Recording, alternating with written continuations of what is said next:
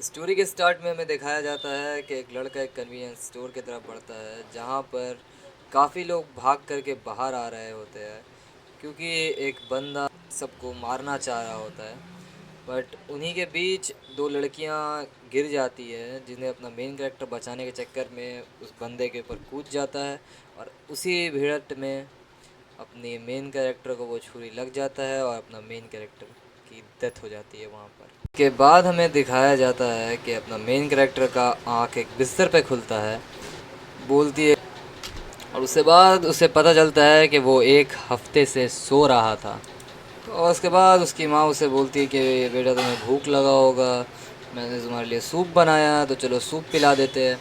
But in सब के बीच अपना काइन काफ़ी ज़्यादा ही सरप्राइज़ रहता है, जिसमें से अपना मेन कैरेक्टर राम होता है, काइन बोन सिल्वर फोल्ड, जिसमें इसके पापा का नाम है गर्मी एंड इसका मदर का नाम है सारा।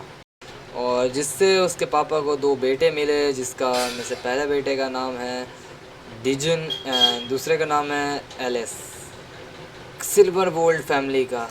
और इसके बाद हमें और बताया जाता है इसके फैमिली के बारे में कि जो गर्म फैमिली है वो एक बहुत हाई लेवल फैमिली है में से आती है, नोबल्स की। और ये लोग वो होते हैं जो अपना सिटी के बॉर्डर लाइन को प्रोटेक्ट करते हैं। उसके बाद इसकी मेड इसे ये सब बताते हुए बोलती है कि यहाँ पर प्रोटेक्ट करने की ज़रूरत इसीलिए पड़ती है क्योंकि यहाँ पर मॉन्स्टर रहते हैं। अपना काइन शौक होते हुए पूछते हैं यहाँ पर मॉन्स्टर रहते हैं। उसकी मेड बोलती है कि नहीं, इससे डरने की कोई बात नहीं है क्योंकि यहाँ पर एडवेंचर्स भी है जो उन्हें मारते हैं।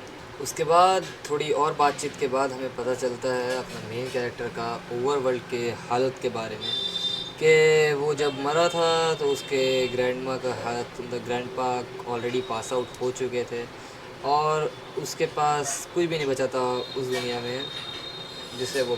एंड देन सीन शिफ्ट होता है, हम देख पाते हैं कि यहाँ पर ये लोग सब खाना खाने बैठे हैं, जिसमें से इसके पापा हैरान होते हैं और ये बोलता है क्या पापा, अगर अच्छा ही बात है तो क्या मैं मैजिक और इस किंगडम की हिस्ट्री के बारे में पढ़ सकता हूँ। उसके पापा बोलते हैं ठीक है पढ़ सकते हो तुम।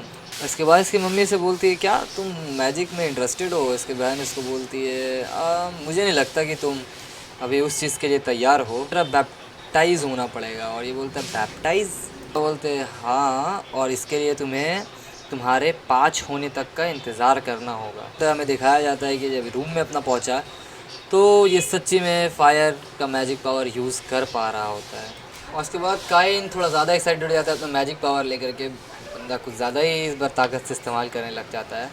एंड देन ये थोड़ा सा अनकंट्रोलेबल हो जाता है तो उसकी मेड इसके ऊपर चेक करने आती है, बट देन बंदा वक्त पे रोक ही लेता है मैजिक को। तो उसी वक्त उसकी बहन इसके रूम में स्नीक इन कर जाती है और इसकी किताब देखते हुए बोलती है हाँ मुझे पता लग गया, तुम छुप छुप के दूसरी दुनिया के बारे में जानना चाहते हो ना।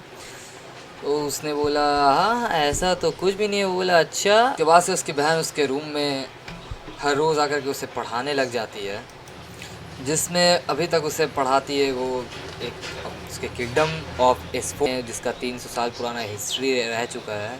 कैसे कि यहाँ का पहला किंग एक एडवेंचरर के तौर पे स्टार्ट किया था, उनका नाम था यूया, और उसे वो और भी तरह तरह की चीज़ें बताती है उसी वक्त पे। उसके बाद अपना यूया कहता है कि इसका नाम तो एक जापानीज इंसान की तरह है। और उसकी बहन उसे ये भी बताती है कि यहाँ पर काफ़ी सारे रेसेस के बंदे रहते हैं। उसके बाद दिखाया जाता है कि फाइनली अपना मेन कैरेक्टर काइन का टाइम पूरा हो चुका होता है, वो बंदा 5 साल का हो चुका होता है, तो अब वो जाने वाला है सेरेमनी के लिए। एंड देन सीन शिफ्ट होता है और हमें दिखाया जाता है कि उसकी पूरी फैमिली निकल चुकी है अपने बेस्ट ओपोन जो होता है उसके जर्नी पे। एंड देन वो लोग फाइनली इन्हीं सब बातों के बीच में मरीन फोर्थ में बैठ जाते हैं जहाँ पर 7 पिलर्स ऑफ गॉड है। वहीं पर अपना मेन कैरेक्टर नील डाउन करते हुए प्रे करता है, और जब वो प्रे करता है तो वो एक अलग ही दुनिया में पहुंच जाता है और वहाँ पर उन्हें वो 7 गॉड से मिलता है। और ये थोड़ा हैरान हो जाता है कि मेरे सामने वही 7 गॉड्स से जो स्टैचू थे अभी। एंड देन जब गॉड्स वहाँ पर मिलते हैं तो अपना काइन थोड़ा शौक होता है कि कोई कहा नहीं उसे कि गॉड्स मिलेंगे, पर वो नॉर्मल चीज़ नहीं है कि गॉड्स मिल जाए। आगे हमें दिखाया जाता है कि सारा गॉड उसे एक एक करके अपना इंट्रोडक्शन देते हैं कि एक गॉड ऑफ रीबर्थ है, एक गॉड ऑफ वॉर है, एंड स्टफ़ वो लोग अपना एक एक करके एक्सप्लेनेशन देते हैं और सबको अपना ब्लेसर प्रोडक्शन ऑफ़र करता है काइन को। और इसके बाद फाइनली उसका वो सेरेमनी डन हो जाता है, सब गॉड से ब्लेसिंग लेकर के, सब गॉड से पावर लेकर के।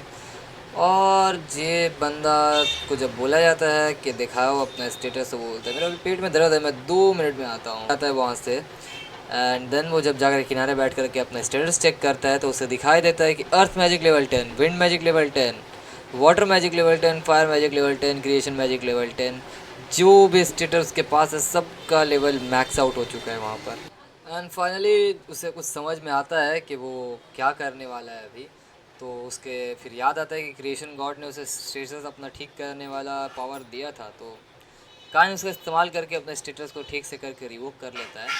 एंड देन अपना सीन शिफ्ट होता है, दिखाया जाता है कि उसकी फैमिली फिर डिनर या फिर लंच या फिर किसी भी चीज़ में बैठी हुई है। और वहाँ पर उसकी मेड उसे पूछती, उसकी मम्मी उसे पूछती है कि तुम्हारा पेट अभी पेट का दर्द अभी कैसा है। एंड देन उसकी बहन जब उससे पूछ लेती है कि उसका पेट दर्द कैसा है, उसके पापा बोलते हैं चलो ये सब बात को भुलाते हैं, हम लोग अभी सेलिब्रेट करते हैं काइन का बर्थडे। और जब उससे पूछा जाता है कि वो रोशनी किस तरीके से निकली थी, क्योंकि उसकी मम्मी के इसमें भी नहीं निकली थी और उसके बहन के इसमें भी नहीं निकली थी, पर तो अभी खोल पा रहे हो, तो उसके वो बोलता है हाँ मैं खोल पा रहा हूँ, मैं अभी गॉड से काफ़ी सारा प्रोटेक्शन लिया हूँ। एंड देन जब वो अपना स्टेटस ओपन करता है, उसके पापा हैरान हो जाते हैं कि तुम्हारे पास एक नहीं सातों गॉड से प्रोटेक्शन है और ये मैजिक लेवल क्या है। एंड देन उसके स्टेटस देख के सब इतने हैरान हो जाते हैं कि उसके पापा बोलते हैं कि क्या, नहीं नहीं, ये एक कंट्री के लिए भी थ्रेट है हम लोग का, इसे नहीं दिखाना तो सही है क्योंकि तुम सस्पिशन के अंदर में आ सकते हो। एंड अपना मेड और अपना बटलर को बोल देते हैं कि किसी को भी नहीं बताना ये बात जो भी यहाँ पर हुआ है। काइन अपना बेड में वापस से आ चुका है, वहाँ पर उसे दिखाता है एक बुक होता है समनिंग के ऊपर, और काइन उसके बारे में क्यूरियस हो जाता है कि अभी मेरी बहन सिल्विया तो है नहीं आसपास, चलो एक बार मैं यूज़ करके देखता हूँ। काइन अपना मैंशन के गार्डन में जा करके समनिंग ट्राई करता है और वो समन करता है एक बीस्ट को। और वो जब बीस्ट को समन कर रहा होता है उसी वक्त उसकी बहन और एक बीस्ट गर्ल आ जाती है और वो उसके ऊपर अटैक किया जा रहा है, पर काइन हमेशा की तरह जैसे पहले खड़ा हुआ था अभी भी उसके सामने स्टैंड लेता है और प्रोटेक्ट करता है उन लोगों को। पर उन इतना पावरफुल नहीं था, 5 साल का बच्चा ही था उस वक्त पे वो, बट स्टिल वो मैं कैसे मैनेज करके उसे रिटर्न कर देता है वापस।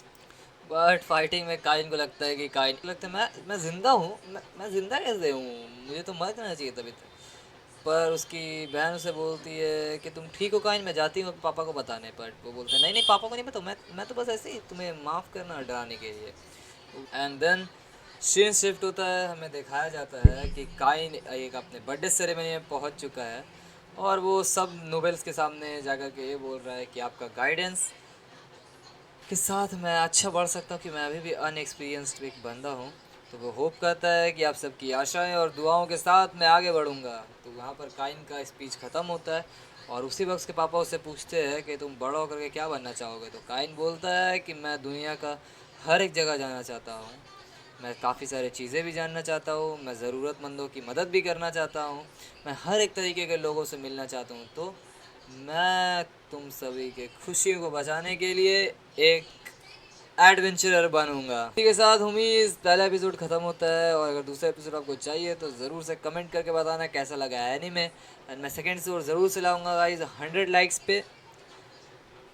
नेक्स्ट एपिसोड डल जाएगा, लाइक थोड़ा वक्त लग सकता है बट स्टिल मैं अपना पूरा कोशिश करूँगा कि टाइम पे डाल दूँ। तब तक के लिए till then take care and bye bye.